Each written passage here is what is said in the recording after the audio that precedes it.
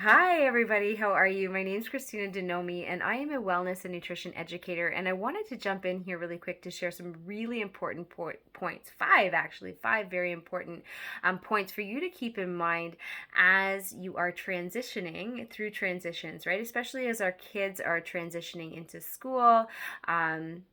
Into that new school routine. And parents, we're doing the same thing, right?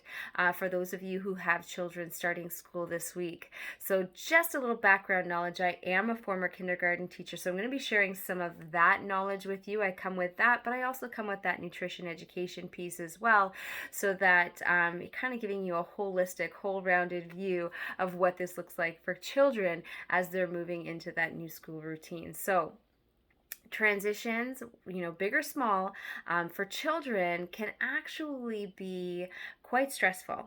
Even if it doesn't appear that way, and not necessarily stressful in the sense that they're feeling anxious or nervous. Some are, but mainly just that transitions in general cause stress on the body, right? They just do, right? For us, for them. So it's really important to understand that when our bodies are under stress, we burn through our nutrition far faster. So what we want to do during those transition times is make sure that our nutrition is optimal, especially as they're going into a classroom setting where they're around a lot of children. They're maybe having a little bit more contact as they're getting onto the bus, if that's what they do.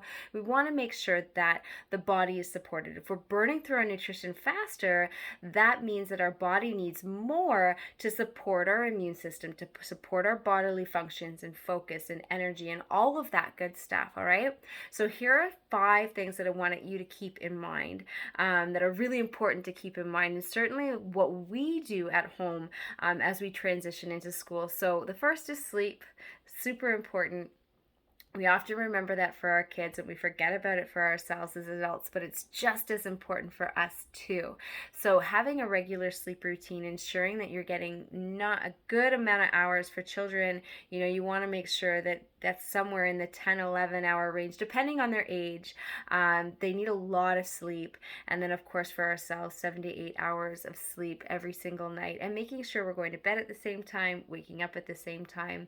Again, as long as we're supporting those transitions with routine, our body is better supported. Okay, and so the second thing is, be prepared for healthy eating. So that means meal plan. And I know that sounds like, oh, it's a huge job and it takes too much time, but I promise you, if you meal plan, you will save so much time during the week because you know what you're having. You're less likely to, skip out on dinner and pick up takeout or whatever, right? So if you need any help at all with meal planning, I've been doing it a long time, and we have a lot of tools to support you in our wellness group. So I can definitely help you out there, get you some resources, get you some tools, get you some guides, give you some samples that you can get started with so that you have something to just kind of run and go with. Okay, so if you need that, let me know. I'm happy to help.